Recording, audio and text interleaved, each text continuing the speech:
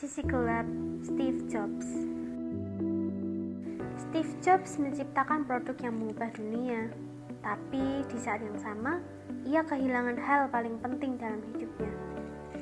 Ini bukan kisah tentang kesuksesan, ini tentang harga mahal yang dibayar untuk sukses.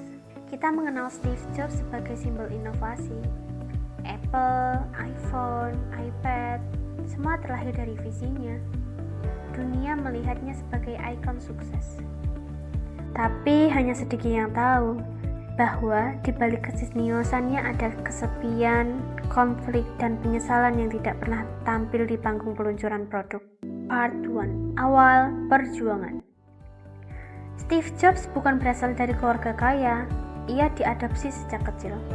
Dan sejak muda, ia memiliki satu sifat dominan, perfeksionis ekstrim. Ia tidak sekedar ingin sukses, ia ingin segalanya sempurna. Dan obsesi inilah yang menjadi kekuatan sekaligus kutukannya. Di Apple generasi awal, Jobs dikenal keras, mudah marah, dan sering merendahkan timnya sendiri. Banyak orang yang jenius bekerja dengannya, tapi tidak semuanya sanggup bertahan. Sisi gelap yang jarang diceritakan. Dikeluarkan dari perusahaannya sendiri.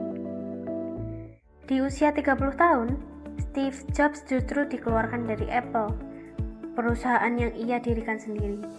Bayangkan, sukses besar, dikenal dunia, lalu ditendang keluar. Ini adalah pukulan mental besar.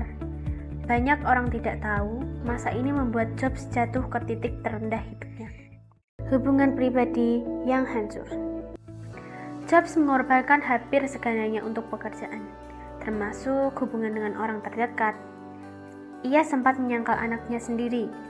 Pernikahannya tidak berjalan mudah, dan ia mengakui di kemudian hari bahwa ia sering gagal sebagai manusia, meski berhasil sebagai inovator. Kesepian di puncak. Setelah kembali ke Apple dan membawa perusahaan itu ke puncak, Jobs menjadi legenda. Tapi orang-orang terdekatnya mengatakan ia tetap merasa sendiri. Semakin besar pengaruhnya, semakin sedikit orang yang berani jujur padanya.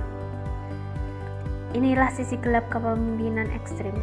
Kamu dihormati, tapi jarang benar-benar dipahami.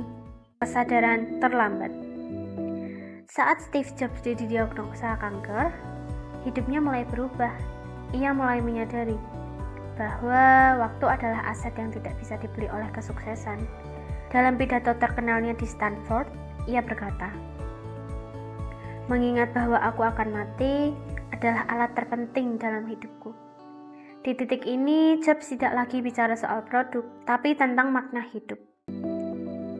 Pelajaran besar. Kisah Steve Jobs mengajarkan satu hal penting.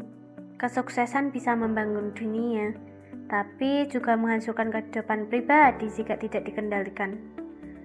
Ambisi tanpa keseimbangan akan selalu meminta korban, dan seringkali korbannya adalah waktu, hubungan, dan ketenangan batin. Jadi, jika hari ini kamu sedang mengejar sukses, belajarlah dari kisah ini. Kejar impianmu, kerja keraslah, jadilah hebat. Tapi, jangan sampai kamu bangun suatu hari nanti, sukses secara dunia tapi asing dengan hidupmu sendiri. Karena kesuksesan sejati bukan hanya soal apa yang kamu bangun, tapi apa yang masih kamu miliki saat semuanya tercapai.